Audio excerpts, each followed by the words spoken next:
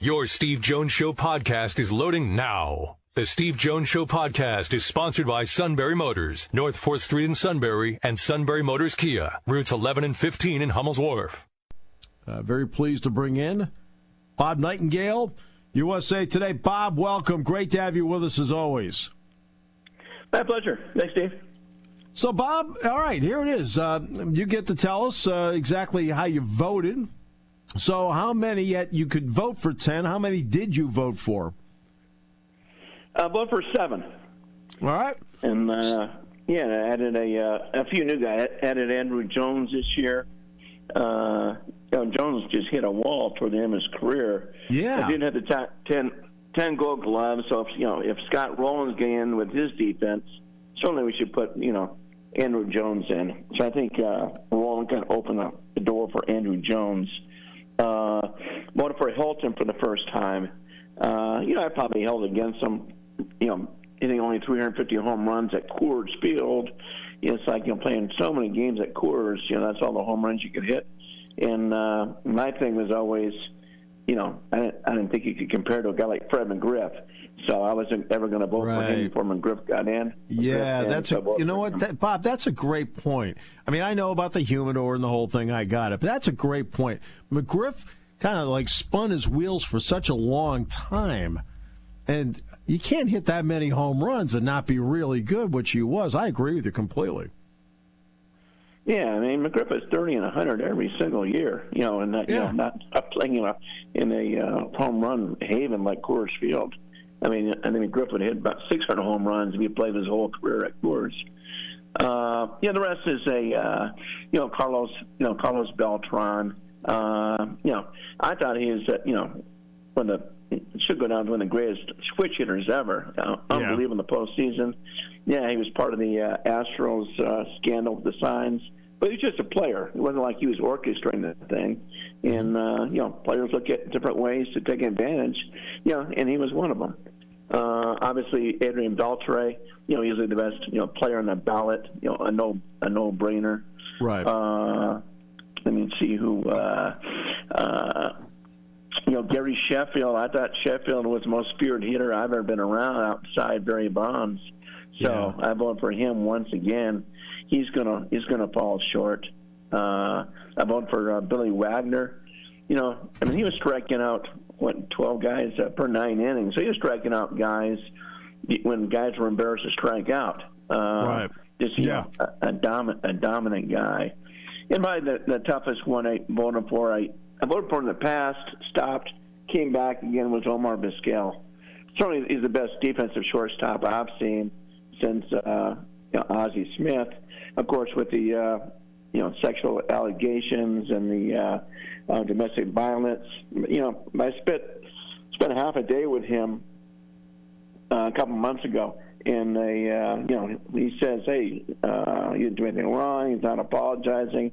The thing got settled. Nothing was ever charged in domestic violence." So I went ahead and voted for him just on the obviously, as a player, and said, okay, at least he clouds what actually happened after he's done playing. Bob, was there anybody that could fill the 8 hole that you debated over and over again and just didn't quite, meet the muster? Maybe a Joe Mauer. The thing is, Mauer is, going back to the power thing. Well, he hit like 130 home runs, but my thing was he spent almost as many games playing first base and DH as he did the catcher. Sure. And unbelievable as a catcher for those first 6, 7, 8 years or so. But then just when he was an everyday first baseman, he was averaging 6, 7 home runs a year, and about 50 ribbies. You can't do that at first base. So my thing was, and I really want to have him as the third catcher of all time to be a first ballot Hall of Famer. Joining Yogi, I don't even know better. I think it was Carlton Fisk and also Pudge Rodriguez. And I thought, no, I was going to vote for him at some point. I just didn't want to vote for him right now. Yeah. Okay. Adrian Beltre, he's an hey, look, he's going to get over, I think, 90%. Last time I saw him play in person, I went to a Red Sox game. He's playing the 1 year he played in Boston. All right. Makes 2 great plays in the field, hits a grand slam. Red Sox win 4-3. I'm like, going, this guy is something else. You saw him all the time. When you see him on an everyday basis like that, what did you appreciate about him at that time? I think just the hard work and the work ethic. That's kind of the Dodgers when he came up. That's all anybody talked about, just what a hard worker this guy was. Did everything the right way. Took over 100 ground balls a day. That sort of thing. He was on his way to the Hall of Fame when he was with the Dodgers. Signed some big contracts as a free agent with the Mariners. It wasn't close to being the same. Then you're saying, okay, he'll never have the career we all thought. He goes to Boston, turns it around, and then, of course, cements his career, his legacy with the Texas Rangers. So still not sure exactly what happened all those years in Seattle, but he was just a shell of himself there. Yeah, that's stunning. Everybody's going to have holes in their game. Just when you have a long career, it's just going to happen. So Billy Wagner's an interesting one to me, especially because of the postseason part. How did you? Now you talked about the 12 strikeouts per nine. How did you view the postseason part of your vote? Well, it was such a short, so few times he pitched. Right. Trevor Hoffman didn't have a great postseason either. Trevor Hoffman struggled a lot. When they in big time. Whether it was a All-Star game, whether it was that. Mariano was just a difference maker. So it factored in. I wish he had pitched more innings too. So the first 2 years, I did not vote for Billy Wagner. Then I started talking to people, that played against him, played with him, and scouts.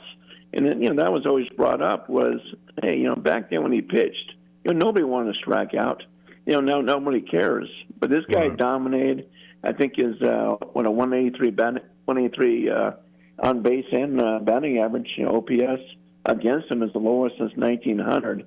But just was dominant when he did.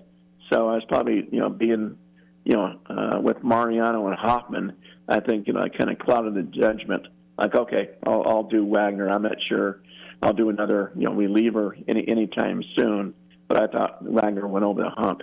So I voted for him now probably the last 3-4 years. With Miguel Cabrera not playing anymore, there's nobody at 500. There's nobody at 3,000 hits. Well, the guy that's over 500 is on the ballot is Gary Sheffield.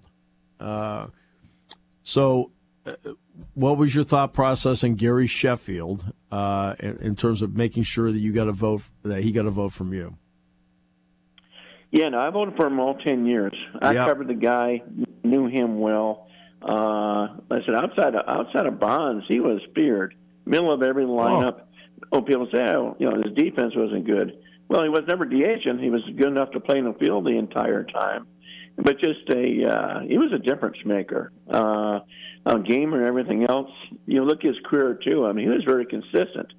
I think he's getting docked over the that winter when he spent working out with Barry Bonds, and he said at the time he used the what they gave him was called the cream to kind of he thought it was like a salve at the time because he had some stitches ripped out and put him on his knees. He says he only did it once. I know at some point he said he did it more than once on his knees. But you look at that year, it was one of his worst years ever. So it wasn't like, whatever he used all of a sudden made him a star. So I think he deserves to get in, and I think he will get in. I think not today, but I think he'll get in by the contemporary era committee at one point. Well, but I think he should be in the vote because you know what, if you're sitting there in a game, say you're rooting for a team, and this guy comes up against your team, you worry about him. That tells me everything about the guy. If you're worried about him when he's just walking to the plate from the on-deck circle, and I felt like that with Sheffield. I know there's a wide variety of teams that he played for, but my goodness, every time he came up, you kind of felt the ball had a chance to get out of there. I just felt like everybody in the ballpark feared him. Yeah, the fact he never struck out. I don't think he struck out more than 70 times, 75 times a year. But you're exactly right. And it was like Bonds. The opposing manager, whoever's on the mound, knew exactly when Bonds' turn was going to come up. And I think the same thing with Sheffield. I mean, he just made a big difference. Like I said, I still think, even now, I'd put him as the most feared player or most feared hitter I've been around. Outside of Bonds, it was their world by himself. Beltre was an easy choice for you, obviously. Who was your second easiest choice? Sheffield, second easiest. And then it was kind of I didn't have a real strong thing. Like I said, Beltran, being around him, he was unbelievable in the clubhouse too. A great leader. Yep. And I think the Houston thing, hey, we forgave the two guys orchestrate. We forgave Alex Cora. We forgave A.J. Hinch. They're managing. Why punish him? Like I said, I think Wagner should get him, but nobody else, really bothers. The only two guys, Steve, that really bothered me that we didn't vote him in as writers was McGriff, who finally got in, and Jack Morris. I thought the travesty that Jack Morris had to wait to a Veterans Committee for him to be voted in. Yeah, exactly. You know what? Won a lot of games, and in the biggest moments, pitch big. Pitch big. I mean, I don't know how much more you're supposed to expect out of a player. 14 years in a row. I mean, that means you're the best pitcher that's staff for 14 years. Yeah, right. Unbelievable. With that. So, how many do you think actually will get in? 2, 3? I think we'll see 3. Yeah, I mean, I think we'll see Beltre, of course, Mauer, and Helton. I think Wagner will fall just short. Which would be fine because he's on the cusp anyway. He's got one more year. I think Sheffield will fall short, and this is his 10th year, so he's going to have to wait for the contemporary committee. And we'll see. I think Edward Jones is making his way there. I think he gets in before his eligibility runs out. Yeah. Do you like the process the way it is right now? I mean, I know they reduced the number of voters. They do have the next committee after this. Do you like where the process is? The one thing I don't like is that everything's been made public. Like when we vote, I vote every year for the National League MVP. They tell you do not make don't let me know who you're voting for. So like today, you can, pretty sure that it's going to be those 3 guys in the Hall of Fame. We'll see about Wagner. And, there's no suspense in anybody else.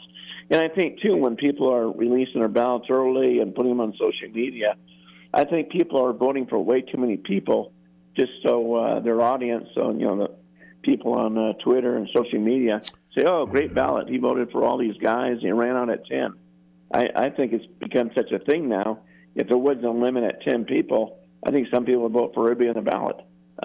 So I think people are voting too much, worrying about what the readers will think about their ballot rather than what they really believe in their heart. Yeah, because I know I vote all Big Ten football, all Big Ten basketball, and I vote for the Wooden Award. Right, same thing. We're told the same thing. You don't release who you voted for, and I never talk about it till after the fact. Of course, I'm asking you today before it's released, but it's it's the same. It's the same story. Put it out there, today. But yeah, I mean, I wait till the very end, and that's what I love about the contemporary era ballot. So the one that Jim Leland got in December, we have no idea who voted for him, who didn't. We still don't. They've been told like, hey, you don't talk about who you voted for. So going to that night, you had no idea it was me, Leland, Pinella, both those guys, or what happened. So I like that kind of suspense. One last question for you, Bob, and that's about Carlos Beltran. As a player on an everyday basis, what were the elements that stood out to you that makes him a cut above? Just that he did everything right. I mean, he's a very good defensive center fielder. He hit over 400 home runs, stole over 300 bases. Got on base, and I mentioned before. I mean, he was unbelievable in the clubhouse as far as a leader. I mean, he was, there's maybe less than 10 guys I can say are great clubhouse leaders I've been around, and he's only one of them. So, and I like the fact too that he was stealing bases too. what drives me crazy is people get so caught up on base percentage when a lot of times all they're doing is clogging the bases. It's like, you got to drive in runs and score runs.